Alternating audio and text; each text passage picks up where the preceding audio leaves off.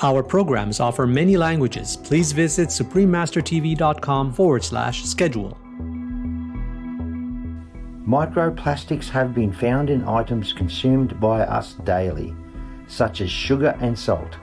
It's becoming clearer with each passing day that microplastics pose health risks to humans. Continue watching to find out more.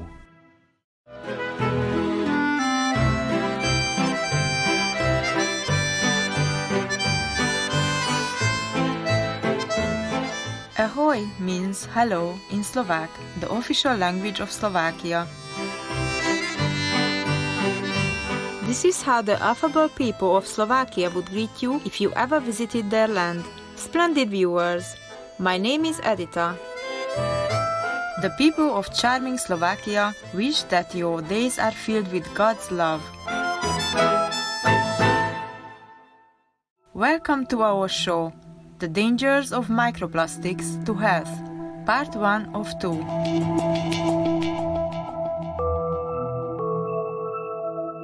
We are surrounded by plastic. It's used for food packaging, shopping bags, computer parts, cosmetics, clothing, home appliances, and so on.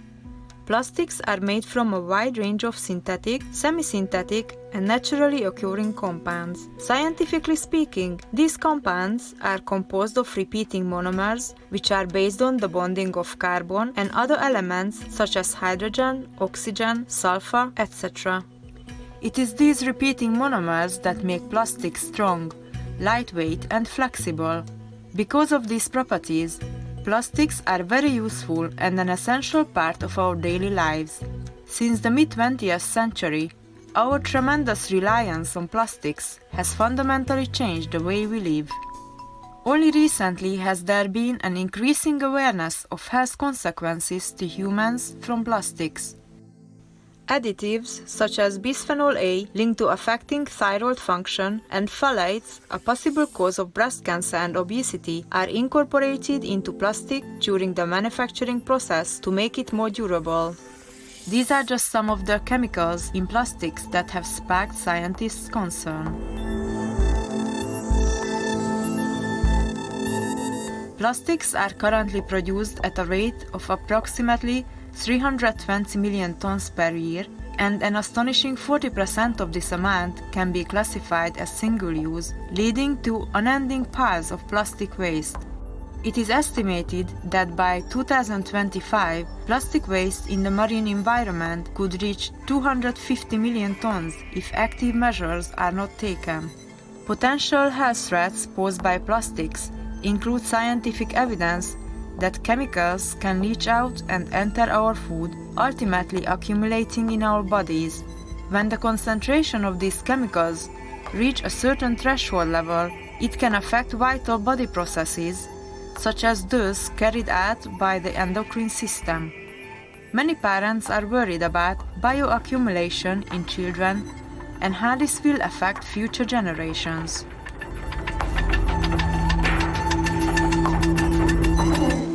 What are microplastics? Plastic litter is classified into two major categories: macroplastics and microplastics.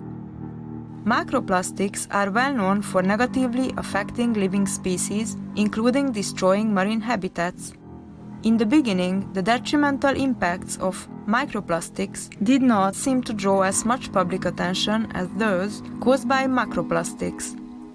However, over the years, emerging evidence of their dangers has alarmed many and prompted further investigation and action by scientific and medical communities.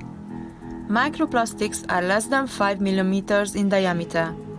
Some microplastics originally were macroplastics, but they disintegrated into smaller fragments by mechanical abrasion and ultraviolet or UV exposure. Other sources of microplastics include microfibers released when washing synthetic clothing, and microplastic beads in cosmetic products such as facial cleansers. Due to their light weight, microplastics can easily recirculate between seawater and beach sediments via winds and currents. In the ocean, marine organisms such as fish, seabirds, and sea turtles can mistake microplastics as their food and ingest them. The consequences of ingestion can lead to oxidative stress and disruption of nutrient intake. Not only are marine animals endangered by the presence of microplastics in seawater, but algae are also victims of the toxicity leached from them. Microplastics have significant negative impacts on tissue, cellular and biochemical functions of organisms. The resulting deaths from microplastics exposure imperil biodiversity and ecosystems. A study of a Scottish wastewater treatment plant found that even though it reduced the microplastic concentration of effluent by more than 98%, it was still releasing 65 million microplastics into the environment each day. In the United States alone, an estimated 8 trillion microbeads, typically microplastics put in personal care products, end up in aquatic habitats daily after water is processed by wastewater treatment plants nationwide. Furthermore, the sludge generated from sewage treatment that is utilized for agricultural purposes has also been discovered to contain synthetic clothing fibers. Microplastics can be picked up by the wind from sludge-based fertilizer, clothes drying outdoors, and degraded agricultural polyethylene sheets and spread widely. In addition, microplastics have been found in items consumed by us daily, such as sugar and salt. It's becoming clearer with each passing day that microplastics pose health risks to humans.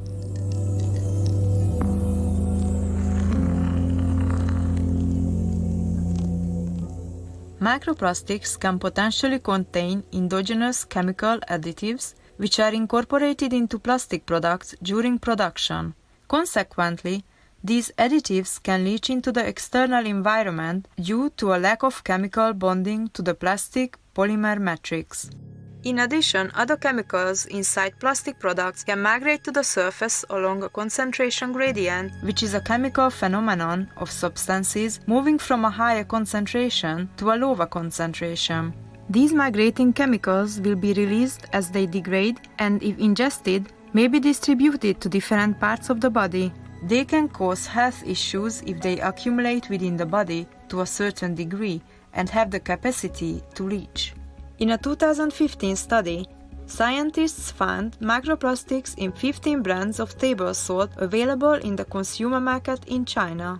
The product sourced the salt from oceans, lakes, or rocks. A grain of salt is small, but is still visibly distinguishable.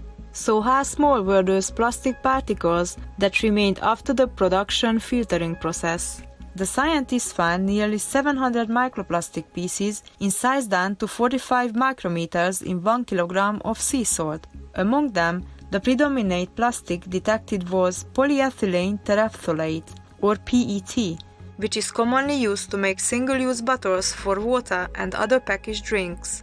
The authors concluded the abundance of microplastics in sea salts was significantly higher than that in lake salts and rock well salts. This result indicates that sea products such as sea salts are contaminated by microplastics. It's been barely over a century since the invention of plastic in 1907, and there are now plastics in our salt.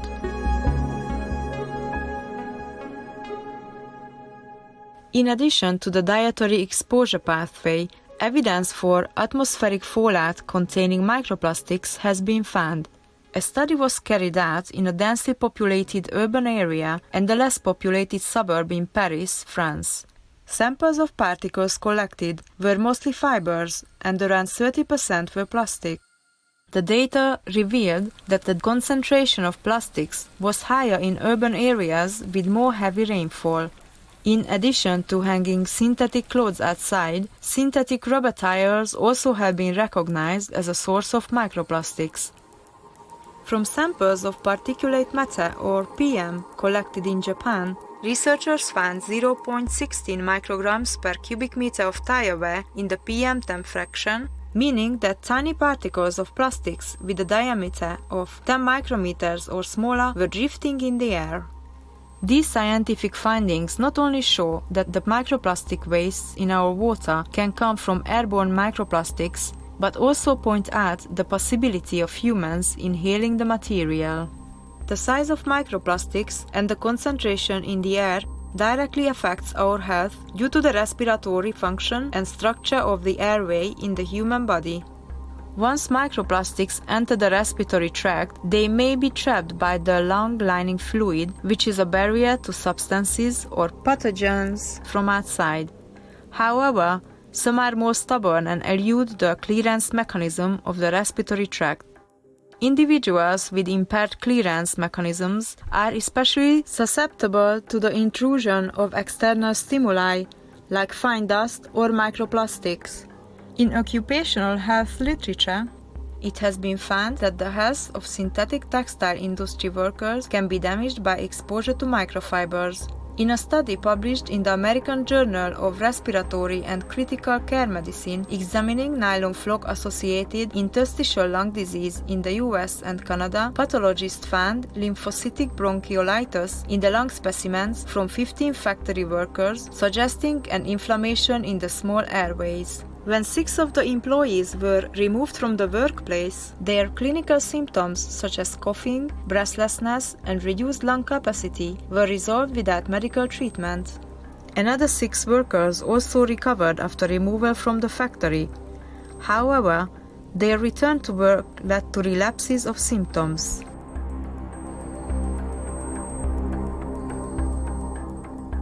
Please join us again on Saturday, January 23rd for the dangers of microplastics to health, part 2 of 2, where we will cover other ways microplastics can harm us, including disrupting our endocrine system. Sparkling viewers, thank you for your company on today's program. Up next is Supreme Master Ching Hai's Courageous Work for the World, part 9 of 12 on Between Master and Disciples, right after noteworthy news. May you and your loved ones always be blessed with divine light. Our programs offer many languages. Please visit suprememastertv.com/schedule and suprememastertv.com/HL. Nos programmes offrent plusieurs langues. Veuillez visiter suprememastertv.com/schedule et suprememastertv.com/HL. Nuestros programas ofrecen varios idiomas. Visiten suprememastertv.com/schedule y suprememastertv.com/HL. Rancangan kami menawarkan banyak bahasa. Sila kunjungi suprememastertv.com/kehadapan schedule dan suprememastertv.com/kehadapan HL.